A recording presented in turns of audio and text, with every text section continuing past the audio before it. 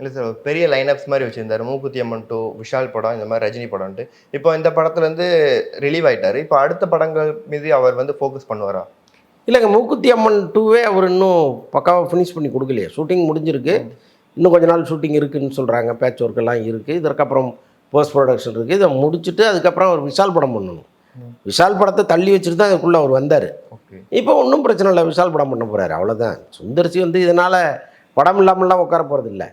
அவர் ரஜினி வேற ஒரு இயக்குனரை பார்ப்பார், சுந்தர்சி வேற ஒரு இயக்குனரை வேற ஒரு படத்தை பார்ப்பார், அவ்வளோதான். இதில் வந்து பெரிய குழப்பம் ஒன்றும் இருக்க போகிறதில்ல. ஒருவேளை இப்போ ஏதோ ஒரு சின்ன மனக்கசப்புனால அவர் வெளியேறி இருந்தால் நிச்சயமாக உட்கார வச்சு பேசி அது என்னன்னு சால்வ் பண்ணி மறுபடியும் சுந்தர்சியை உள்ளே கொண்டு வருவதற்கும் வாய்ப்பு இருக்குது. ஏன்னா இது டக்குன்னு உடனே முடிஞ்சு போகிற விஷயம் இல்லை. ஏதோ எங்கேயோ பஸ்ட் அவுட் ஆகிருக்காரு, டக்குன்னு அதை வெளிப்படுத்திட்டாரு, உடனடியாக அதை நீக்கியிருக்காங்க. ஆக்சுவலாக குஷ்பு தான் வந்து அந்த லெட்டரை ரிலீஸ் பண்ணது இன்ஸ்டாவில்.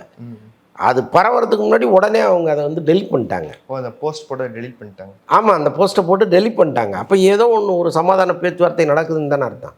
அதனால் தெரியல, மீண்டும் சுந்தர்சியை இயக்குவதற்கு கூட வாய்ப்புகள் இருக்கலாம். அது நமக்கு தெரியல. ஏன்னா இப்போ இந்த சம்பவம் நடந்து ஒரு 1/2 hour 1 hourல நம்ம பேசிகிட்டு இருக்கோம். இதில் என்ன நடந்ததுன்னு நம்ம கிளியர் கட்டாக ஒரு இது வரவே இல்லை. நமக்கு 4 இடத்துலையும் பேசிகிட்டு இருக்கோம், என்ன நடந்ததுன்னு கிளியராக என்னங்கிறத இன்றைக்கி தெரியாது. டைம் என்ன